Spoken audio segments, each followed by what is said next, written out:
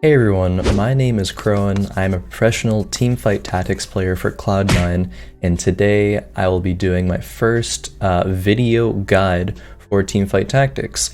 Now, this is a question that I get a lot in my streams. It's people being like, yeah, my early game is pretty good, or my mid game is good, but how do I transition my composition? But before we get into this game that I'm going to go over, I would like to go over what exactly these stages of the game are and what the goals should be. What should you be doing in the early game?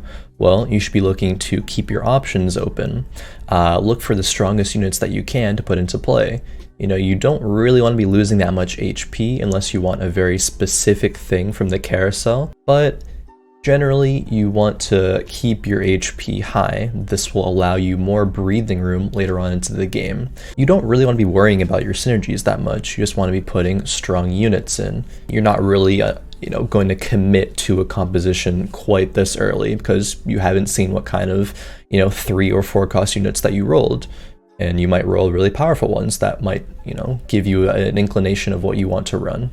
The goal of the mid game is that you're going to be cutting those early game units that you had your strong items on, or just the strong tier 2 units, and you're going to be starting to work towards a composition that you want to take into endgame. Now, you can still change it later on, but generally this is where you're going to want to start working on some synergies. But it's also super important in the mid game to scout. After the Krug round, PV round, and when people level up to level 6, is generally the start of the mid game, and where people are going to start finding, those 4 cost units that they're going to base their compositions around. Dravens, or if you're going Rangers, finding that Kindred, things like that are going to be super important. And if you're trying to go for a Draven composition, and you scout around and you see, 6 or 7, maybe 8 Dravens are already taken by your opponents, you're probably not going to be finding a Draven, and even if you do find one, it's unlikely that you'll find 3 of them to make a tier 2 Draven, and you're going to want that if you're playing a Draven composition, obviously.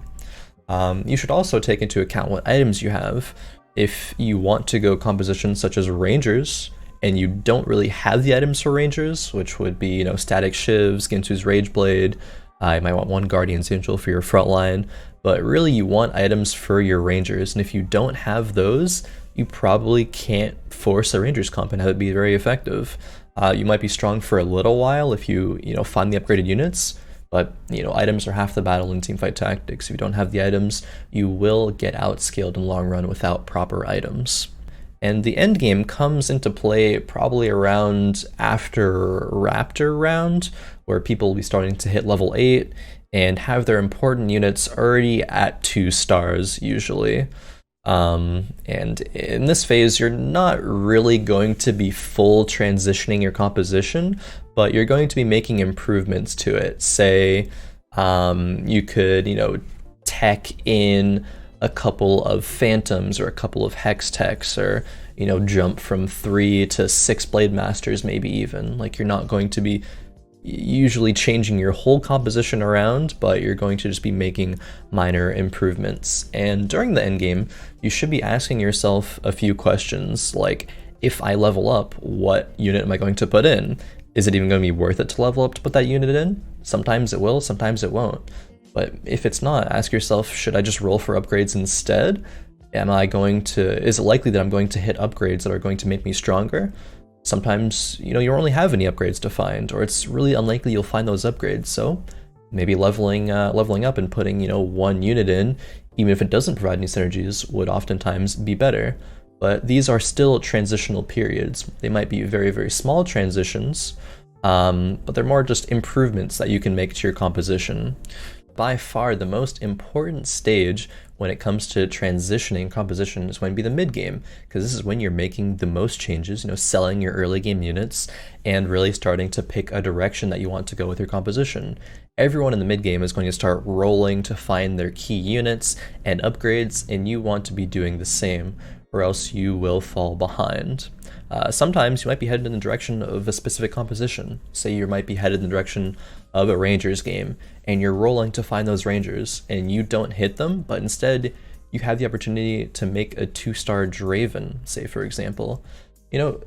don't be mad about the fact that the game gave you 3 Dravens because you were looking for something else in Rangers, but look at this as an opportunity, because you can even make a Draven work in a Rangers game. I have done so myself. I had 4 Rangers and I had a random tier 2 Draven in there, ended up winning the game. You know, units don't have to always be synergistic with each other. You don't always have to go what you planned. There are weird things that you can do with the proper items, or even maybe without the proper items. It's just the combination of those units happen to be strong, but that's teamfight tactics for you. There's a lot of decisions that you can make that you wouldn't normally make, but the game presents you with that opportunity, and you can make it work. So I actually have a game here that I wanted to go over, and there's 6 different parts that I wanted to look at here, a couple from each stage of the game. Now we see here, early game, I have a tier 2 Fiora, a tier 2 Nidalee, which is kind of my carry right now. She's going to be outputting the most damage. I have items on her. I do decide to make a rapid fire cannon at this point, and she's going to be pretty strong, helping me through, again, helping me through this portion of the game so that I don't lose a lot of HP. Fortunately, I'm still at 100 because I got some pretty good early game items and those couple of tier 2 units. See, this is the Khroen round. This is when a lot of players will be looking to, or after this round, is when a lot of players will be looking to level up to level 6, as well as start rolling for those key units. Now, I have a couple of options. I have a couple of brawlers here. I have Nidalee, so it could be shapeshifters if I happen to find shapeshifters. It could be rangers, as I have an Ashe and 2 Varuses already. But we find a couple of Vaynes here, or tier 2 Vayne. We level up.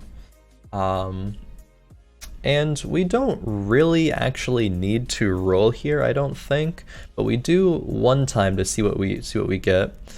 We find a Draven, and this is a very, very key point in the game.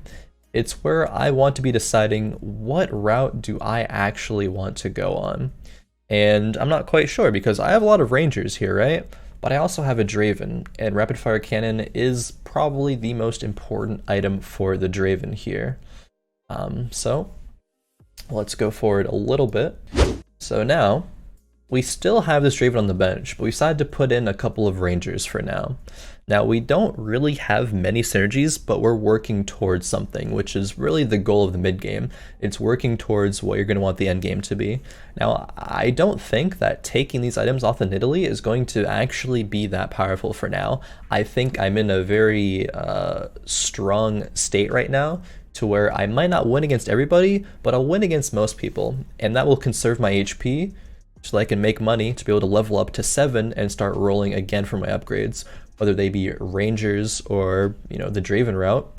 It's yet to be determined, really. It just depends on what items we get and what units we roll. After the Wolves round, we have 50 gold. We took another loss, but it wasn't a bad loss. We lost a few HP. We're using our health right now pretty much as a resource. And so this transitional stage for me is a little bit scuffed. I don't do it quite as quickly as I would like to, because I'm trying to think about all my options, whether I do want to commit to Rangers or, go brands, because I find 3 brands here.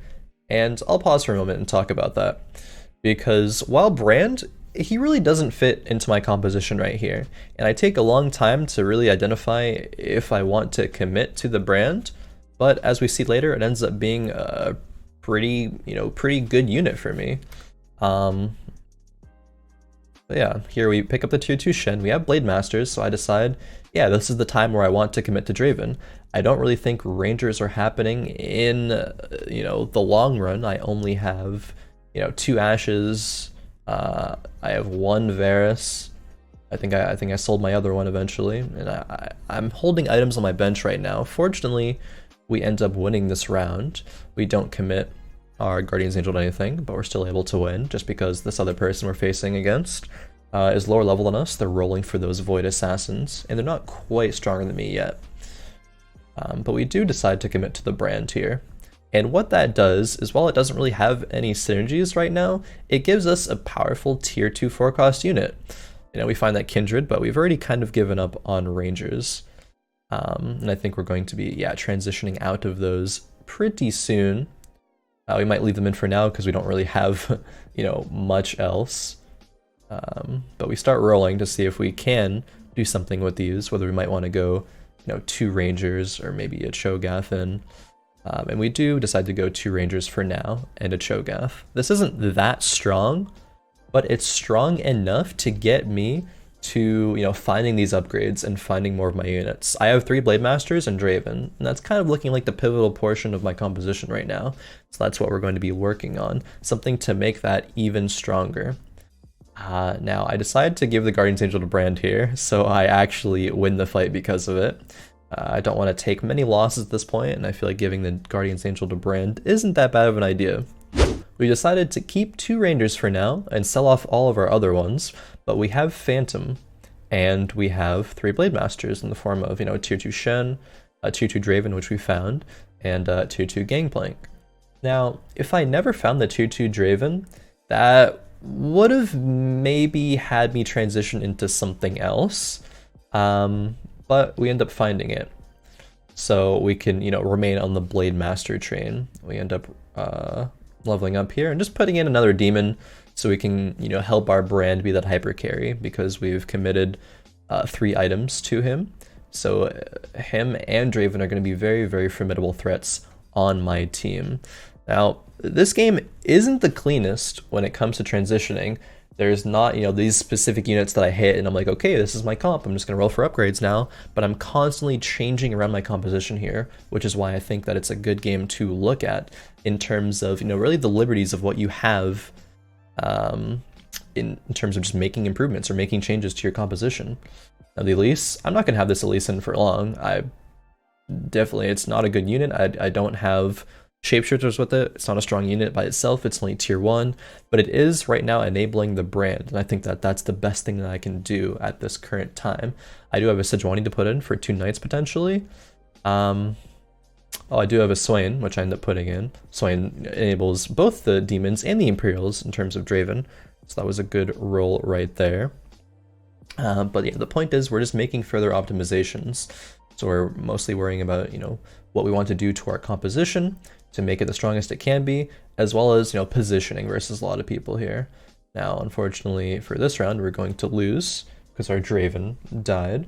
But we have enough HP to work with because we've been making these slight changes and tweaks and improvements to our composition so that we'd win most of our rounds, so that we would have this HP to actually work with leading into the later stages of the game.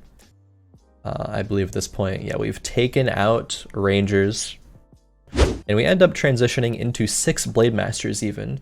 And if we think back to the early game, I had Nidalee and Rangers, so you wouldn't really think that this game would turn into a 6 Blade Master Draven game. I had 1 Draven, but going 6 from that portion of the game, you know, that's not something that people do very often. But we actually end up being able to make a Blade Master item, and what do we have here? On our bench, we have a Katarina and a Draven with a couple of Swains, so we can go Imperials actually. We had a Pantheon in there, but we don't really need him. We already have Morello's, you know, healing reduction effect from our brand. We just had him in because he was the strongest unit that we could have in. But we end up selling the Fiora because we have 6 Blade Masters, and then we take out the Pantheon for 4 Imperials. And this is a huge change from the beginning of the game, but it ends up being the strongest thing that I think that we can do.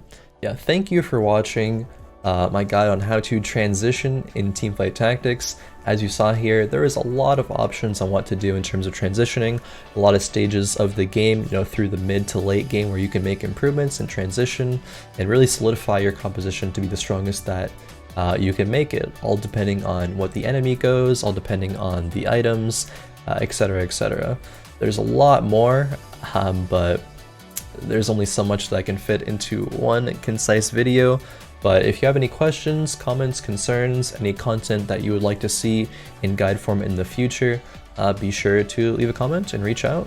I have, you know, Twitch and Twitter. I stream almost every day on twitch.tv/Khroen. My Twitter is also @Khroen. You know, tweet at me any feedback, anything you'd want to see.